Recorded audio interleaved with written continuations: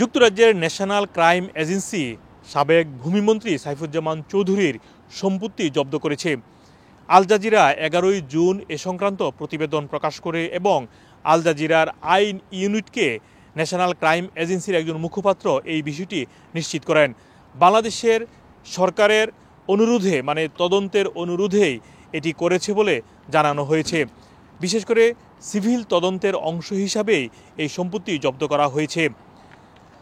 গত বছর আল জাজিরার এক প্রতিবেদনে উঠে এসেছিল সাইফুজ্জামান চৌধুরীর যুক্তরাজ্যে 350টিরও বেশি সম্পত্তি রয়েছে।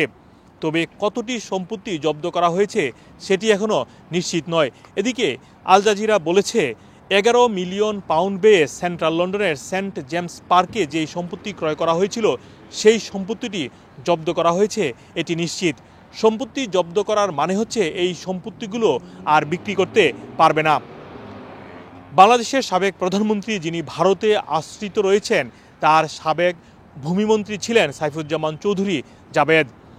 তিনি লন্ডনেই বর্তমানে অবস্থান করছেন বিভিন্ন সূত্রের মাধ্যমে আমরা জানতে পেরেছি।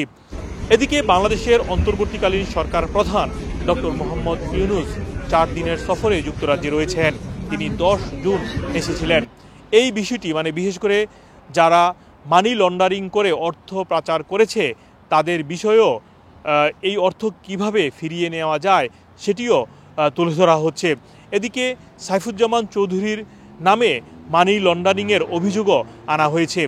এছাড়াও গতকালকে বাংলাদেশ ব্যাংকের গভর্নর আহসান এইচ মনসুর তিনিও সাংবাদিকদের জানিয়েছেন বাংলাদেশ থেকে যে অর্থ পাচার হয়েছে সেটি বাংলাদেশ সরকার যাতে ফেরত পায় সেজন্য যুক্তরাজ্য সরকারের কাছে নানাভাবে তুলে ধরছে।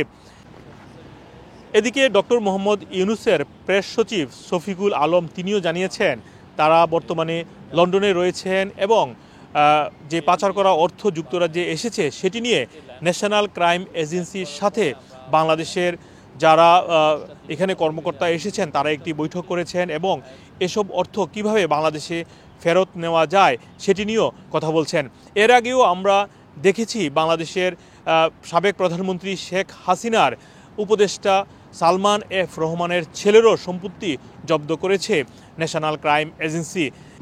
গত 5 আগস্ট গণ অভ্যুত্থানের পরই বিভিন্ন দেশে পাচার করার অর্থের খবর উঠে আসছে বিভিন্ন গণমাধ্যমে। তবে সাইফুজ্জামান চৌধুরী সবচেয়ে বেশি সম্পত্তির মালিক এবং বিভিন্ন দেশে যুক্তরাজ্যের বাহিরেও তার সম্পত্তি রয়েছে এসব তথ্য উঠে এসেছিল। এখন শুধুমাত্র যুক্তরাজ্যের সম্পত্তিগুলো জব্দ করা হয়েছে, তবে কতটি সম্পত্তি জব্দ করা হয়েছে সেটি এখনও নিশ্চিত নয়। মোহাম্মদ আব্দুল হান্নান, 2A নিউজ, যুক্তরাজ্য।